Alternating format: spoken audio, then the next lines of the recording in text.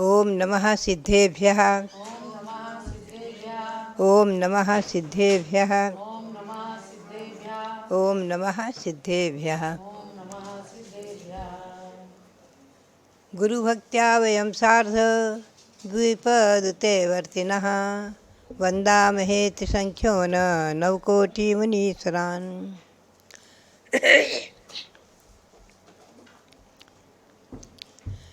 हम और आप सभी ये अच्छी तरह जानते हैं कि अकृत्रिम जिन मंदिर अधोलोक में भवनवासी देवों के 7,72,00,000 जिन मंदिर हैं और मध्यलोक में 458 जिन मंदिर है। कृत्रिम 13 द्वीप तक, जम्बूद्वीप से लेकर 13 द्वीप तक 458 जिन मंदिर हैं और ऊर्ध्वलोक में सौधानुसर्ग से लेकर अंतिम सर्वार्थ सिद्धि पर्यंत 84,57,023 जिन मंदिर हैं। इन तीनों लोकों की जिन मंदिर की संख्या 8,56,97,481 और सभी जिन मंदिरों में 108 जिन प्रतिमाएँ हैं।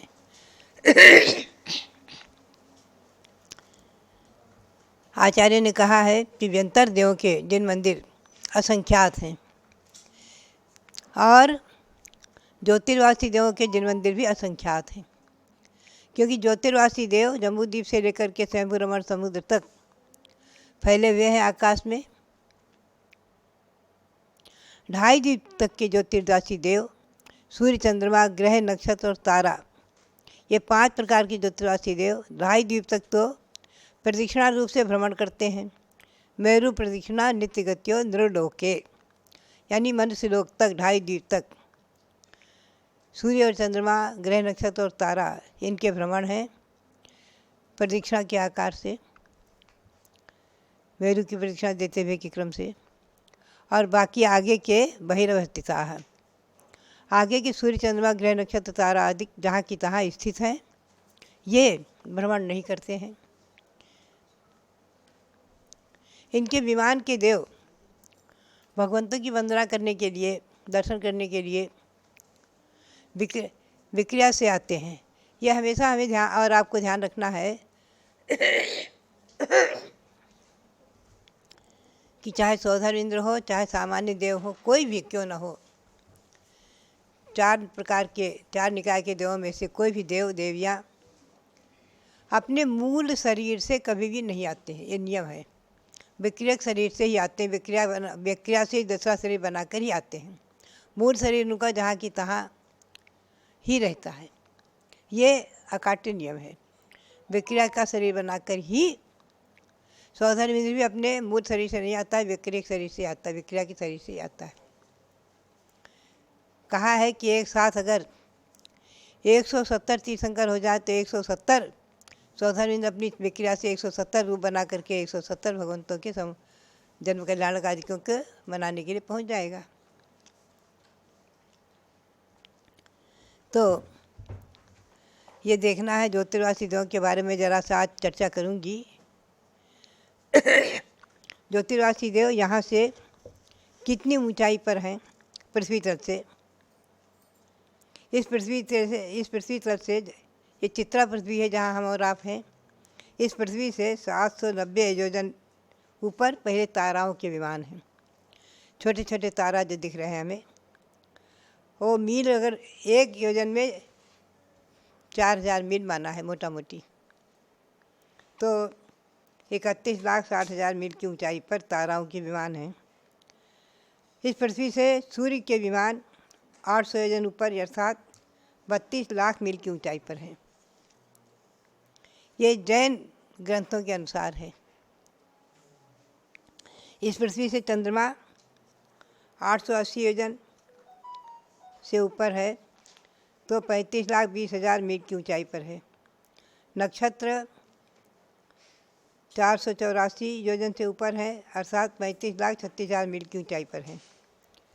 बुध 35,52,000 मील की ऊंचाई पर, शुक्र 35,64,000 मील की ऊंचाई पर। गुरु का विमान 35,76,000 मील की ऊंचाई पर। और मंगल का विमान 35,88,000 मील की ऊंचाई पर। और सबसे ऊपर है शनि का विमान 900 जाकर के, अर्थात 36 लाख मील की ऊंचाई पर शनि का विमान है। 36 लाख मील की ऊंचाई पर। ये तो मैंने धरती से ऊंचाई बताई।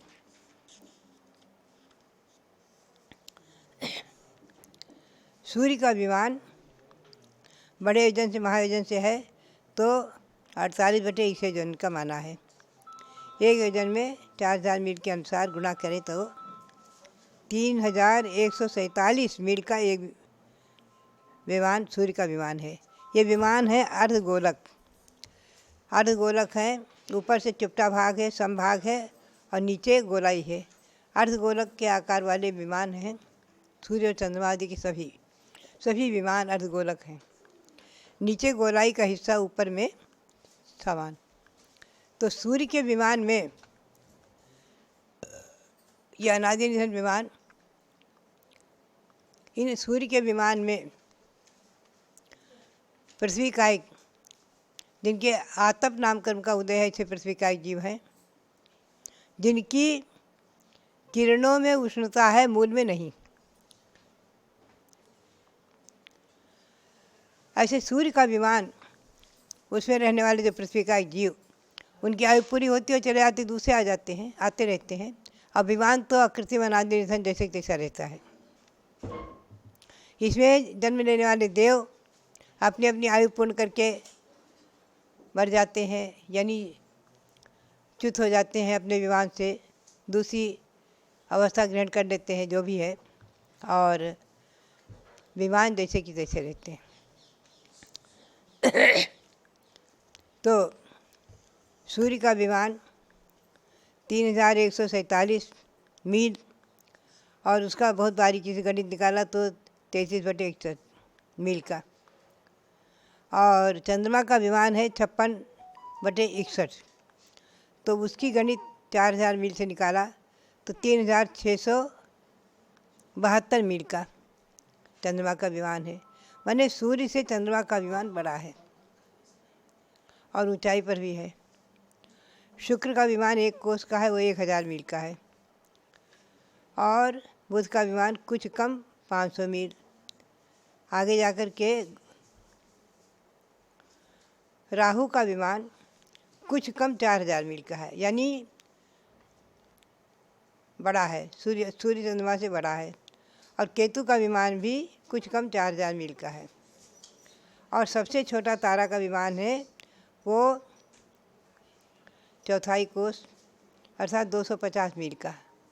सबसे छोटा तारा का विमान, ये ऊंचाई बहुत है इसलिए इतना बड़ा दिखता है, लेकिन सबसे छोटा विमान है तारा का तो 250 मील का है। ऊंचाई अधिक होने से अपने को इतना छोटा दिखता है।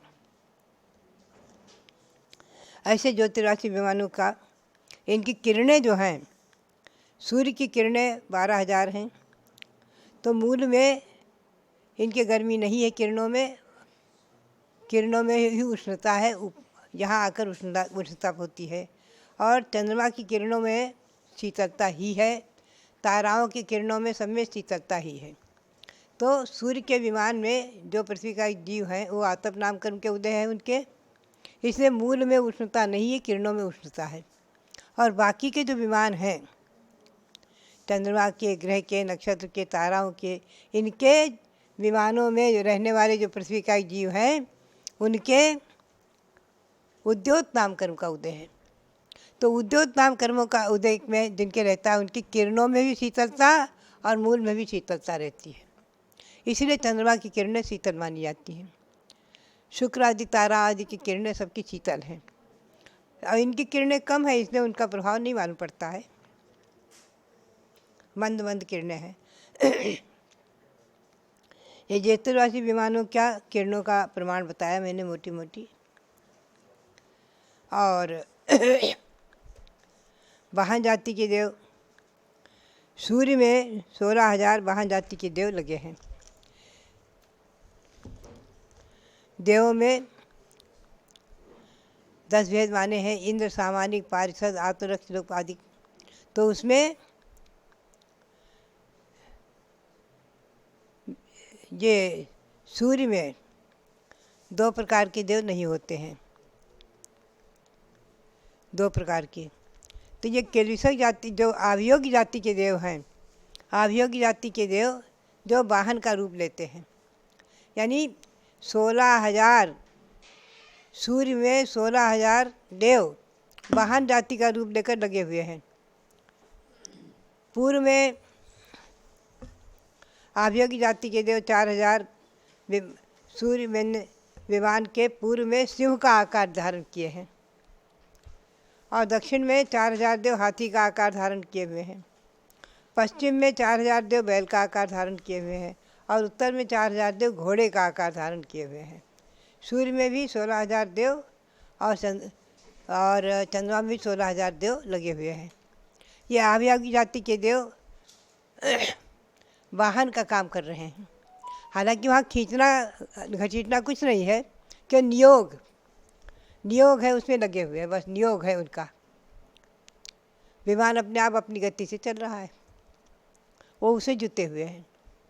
आभियोगी जाति के नामकरण का उदय इनके है, इन देवों के है देवगति। तो इनको जो है मानसिक कष्ट भी होता है कि ये भी देव है, मैं भी देव हूँ, और हम वाहन का रूप लिए हैं। और ये जो है इंद्र है, वैभव है इनका इतना। लेकिन वाहन जाति का रूप किनको लेना पड़ता है? जो यहाँ अल्प पुण्य करते हैं, पाप मिश्रित पुण्य करते हैं, कुतप आदि करते हैं, गुरुओं का अभिनय कर देते हैं, भगवंतों का अभिनय कर देते हैं, आज्ञा का उल्लंघन करते हैं, तपस्या बहुत ज़्यादा करते हैं। तपस्या ज़्यादा किया, उपवास आदि बहुत किए, खूब पंचाग्नि आदि तप किया। बहुत तपस्या आदि करने के प्रभाव से ये जो है इस प्रकार के देव होते हैं। जैसे आपको मालूम होना चाहिए कि भगवान पार्श्वनाथ पर जिसने उपसर्ग किया, तो कहने को तो कहते थे कमठ ने उपसर्ग किया। कमठ तो भगवान पार्श्वनाथ के 10वें भवपूर्व के भाई का नाम है। 10वें भवपूर्व भगवान पार्श्वनाथ मरुहूति थे, और इनके भाई का नाम था कमठ। दोनों सगे भाई थे, लेकिन कमठ का स्वभाव उग्र था और मरुहूति का स्वभाव शीतल शांत। इन दोनों का आपस में बिना कारण बैर चल गया, एक तरफी बैर। वो भी घटना ऐसी है कि कमठ ने किसी समय मरुहूति उपस्थित नहीं थे, किसी कार्यवश राजा के कार्यवश बाहर गए थे, तो अपनी भाई की पत्नी के साथ में दुराचार किया, भाई की पत्नी के शील को भंग कर दिया। तो जब राजा को ये पता चला, तो राजा ने उसे दंडित करके, कमठ को दंडित करके और देश से निकाल दिया, उसे दंडित दिया। अपमानित हुआ तो जाकर के एक तापसियों के आश्रम में तपस्या करने लग गया, साधु बन गया, तापसी बन गया, और हाथ में पत्थर की शिला लेकर तप कर रहा था। जब मरुहूति छोटा भाई आया अपने गांव में वापस, तो उसे पता चला कि मेरा भाई राजा के द्वारा दंडित होकर के और तापसी बन गया है, तो भाई के मोह में वो उसे मनाने के लिए गया कि वापस मना के घर ले आऊँ। भाई के मोह में गया, और वहाँ जाकर के वो उसे पंचांग साष्टांग जो भी नमस्कार करने लगा, तो कमठ ने, उसके मन में ये आशंका थी कि इसने ही मुझे दंडित कराया है राजा से, जबकि मरुहूति का जरा भी हाथ नहीं था दंड दिलाने में। लेकिन उसके मन में ये आशंका थी कि इसने ही मुझे राजा से दंड दिलवाया है, और राजा ने कारामुँह करके उसको गधे पे बिठा कर निकाला था, अपमानित हुआ था। तो इस अपमान से वो दुखी था, तो उसने जैसे ही भाई ने मरुहूति ने उसके चरणों में नमस्कार किया, तो उसने हाथ में जो शिला लेकर तपस्या कर रहा था, वो शिला उसके ऊपर पटक दी, तो मरुहूति के प्राण निकल गए। जब तापसियों के पता चला कि किसी का इसने प्राण लिया है शिला पटक करके, तो तापसियों ने उसे अपने आश्रम से निकाल दिया। मरुहूति आर्त ध्यान से, भाई के मोह से आर्त ध्यान से मरकर हाथी हो गया। जंगली हाथी। और ये मर कर के, कमठ का जीव मर कर के कुक्कुट सर्प हुआ, सर्प, और इसने हाथी को डसा। हाथी को एक मुनि ने पंचानुव्रत दे दिए थे, सम्यक दर्शन ग्रहण करा दिया था। तो हाथी तो मर कर के स्वर्ग में देव हो गया, और कमठ के जीव जो कुक्कुट सर्प हुआ था, इसने काटा था, मर कर के नरक चला गया। ऐसे ही 10 भावों का कथानक है। खैर, तो मैं बता रही थी, मेरा कहने का यहाँ अभिप्राय ये था कि ये कमठ का जीव कालांतर में 10वें भाव में ये संवर नाम से ज्योतिषी देव हुआ, और ज्योतिषी देव हुआ अपने विमान में, संवर नाम का ज्योतिषी देव हुआ। और ये मरुभूति का जीव 10वें भाव में भगवान पार्श्वनाथ हो गए। तो ये पूर्व भाव के वैर के संस्कार, भगवान पार्श्वनाथ जब ध्यान में खड़े थे तो ये संवर नाम से ज्योतिषी देव अपने विमान में बैठकर कहीं जा रहा था, तो इसने जो है उपसर्ग किया। तो मैं बता रही थी कि देव मूल शरीर से नहीं आते हैं, अपने विक्रय शरीर से आते हैं। किसी के ऊपर चाहे उपसर्ग करना हो, चाहे किसी का वैभव, किसी की पूजा करनी हो, किसी की भक्ति करनी हो, किसी को संबोधित करना हो, कुछ भी करना हो, तो देव जो है अपने वैक्रिक शरीर से आते हैं, मूल शरीर से नहीं आते हैं। ये नियम है। सौधर्म इंद्र भी अपने मूल शरीर से नहीं आता है, वैक्रिक शरीर से आता है भगवान का जन्मोत्सव मनाने के लिए। कुबेर भी मूल शरीर से नहीं आता है, वैक्रिक शरीर से आता है, भगवान का संवत्सर की रचना 1 सेकंड मात्र में कर देता है। तो ये सब देवों में विक्रिया की शक्ति विशेष। देखो, विक्रिया में बहुत बड़ी शक्ति है। इनके तो देवों की तो निसर्गता विक्रिया है, स्वभाव से वहाँ जन्म लेते ही विक्रिया हो जाती है, अवधि ज्ञान भी हो जाता है, विक्रिया भी हो जाती है, नियम है। लेकिन विष्णु कुमार महामुनि को विक्रिया हुई थी, विक्रिया रिद्धि, उसे रिद्धि कहते हैं। जो मुनियों को तपस्रण के प्रभाव से विक्रिया शक्ति हो जाए तो वो रिद्धि कहलाती है। देवों की स्वभाव सा है। तो मुनि विष्णु कुमार देखो, उज्जैनी से आकर के यहाँ हस्तिनापुर में 700 मुनियों का उपसर्ग दूर किया था। 700 मुनियों के ऊपर जो उपसर्ग आया है, लगभग 65 लाख वर्ष हो गए होंगे पुराने ज़माने में, तो उनके उपसर्ग को दूर किया था वैक्रिक शरीर से विष्णु कुमार महामुनि ने। वो रिद्धि थी उनकी।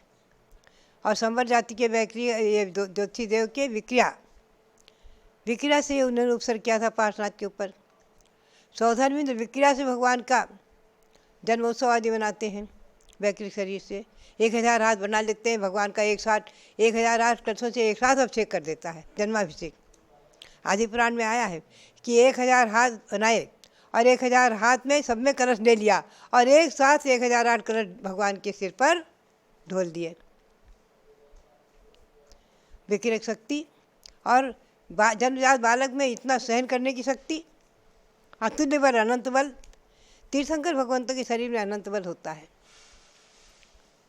जन्मजात अनंत बल होता है।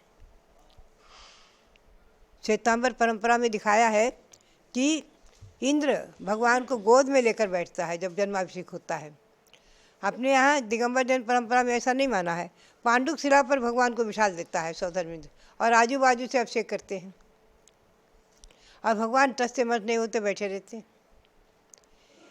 ये शक्ति विशेष है, अनंत बल विशेष, दिगंबर जैन परंपरा के अनुसार। माता जी, एक प्रश्न आया है कि एक अकृत्रिम चैत्यालय में 108 चैत्य वृक्ष आपने बताए हैं, तो यहाँ पर एक प्रश्न है कि त्रिलोकसार ग्रंथ की क्या 108 क्या बताएं? 108 प्रतिमाएं बताई ना कि हाँ। एक मंदिर में, तो इन्होंने लिखा है कि त्रिलोकसार की गाथा 984, 85, 86 में नेमिचंद सिद्धांत चक्रवर्ती ने एक अकृत्रिम चैत्यालय में 108 गर्भगृह और एक गर्भगृह में 108 नहीं, वो अर्थ गलत कर लिया है। वो एक बार मेरे पास लेकर आए तो अर्थ गलत हुआ है। 108 प्रतिमा ही एक मंदिर में रहती है, 108 गर्भगृह होते हैं, एक गर्भगृह में एक प्रतिमा रहती है। क्योंकि देखिए, आप गुणा करो, आप देखो जो अकृत्रिम चैत्यालयों की संख्या दी है ना 3 लोग की, तो 8,56,57,481 है। तो उसको आप 108 से गुणा करो तो संख्या आएगी 925,53,27,948 इतनी प्रतिमाओं की संख्या आएगी। हाँ, वही चुलक जी ने लिख के भेजा हाँ। है। तो इस हिसाब से तो नंदीसर के 52 जिनालयों में 6 लाख नहीं नहीं, सब में 108 प्रतिमा है। 108 से गुणा करो 52 को। 6,06,528। तो मतलब एक एक गर्भगृह 108 नहीं है, बल्कि एक एक मंदिर में 108 प्रतिमा है। 101 मंदिर में 108 गर्भगृह, एक एक गर्भगृह में एक एक प्रतिमा, एक एक गर्भगृह में एक एक प्रतिमा। और उनके पास में श्रीदेवी, सुरदेवी, सानत कुमार यक्ष, सर्वाण यक्ष और 8 मंगल द्रव्य, ये सब लिखा हुआ है बहुत स्पष्ट। एक बार कोई हमारे पास लेकर आए थे, कुछ अर्थ कहीं गलत हो गया है करने में किसी ने, तो एक गर्भगृह में 108 प्रतिमा मान ली नहीं, एक मंदिर में 108 गर्भगृह, एक एक गर्भगृह में एक एक प्रतिमा, प्रत्येक जिन मंदिर में 108 प्रतिमा ही है ये। और वो प्रतिमाएं अलग हैं जो कल मैंने शायद चर्चा की थी। मैं कई बार कहा करती हूँ कि मंदिर के आगे बहुत कुछ आगे भाग जा कर के, उसमें लिखा है तिरुपन्नति में, तिरुसार में एक ऐसा स्थान है बहुत बड़ा चबूतरा, उसमें 12 वेदियाँ हैं, उसमें एक चैत्र वृक्ष है और उस चैत्र वृक्ष में उसके परिवार वृक्ष हैं 1,40,119 और सब में 4-4 प्रतिमा हैं। तो वो प्रतिमाएं गिनती करो तो बहुत हो जाएंगी। 1,40,120 चैत्र वृक्ष और सब में 4-4 प्रतिमा, तीसरी कटनी पर चारों दिशा में एक एक प्रतिमा, तो ऐसी संख्या बहुत हो जाती है। वो चैत्र वृक्ष की संख्या अलग है। हैं? एक चैत्र वृक्ष उखाड़ के लाऊंगा मैं। वो अनादि है, अनिधन है, उखड़ेंगे ही नहीं, आपसे उठेंगे ही नहीं। आप वहाँ जाओगे देख करके इतने प्रभावित और प्रसन्न हो जाओगे कि वहीं नमस्कार करके वापस आ जाओगे। तो बात यही है कि मैं ये बता रही थी कि जितने ज्योतिर्वासी देव हैं, चंद्रमा, सूर्य, ग्रह, नक्षत्र और तारा, सबके विमानों में अकृत्रिम जिन मंदिर है बीचों बीच में अकृत्रिम जिन मंदिर है।